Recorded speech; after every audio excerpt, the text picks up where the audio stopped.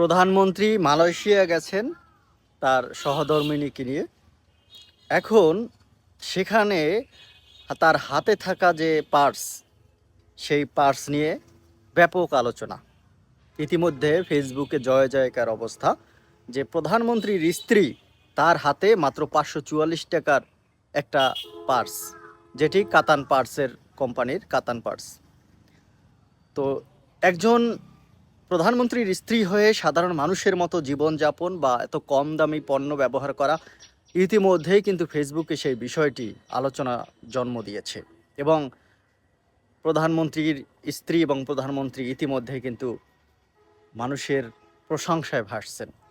তো সত্যি এটি আসলেই দারুণ যে একজন প্রধানমন্ত্রীর স্ত্রী হয়ে তিনি এমন অল্প দামি পার্স ব্যবহার করেন।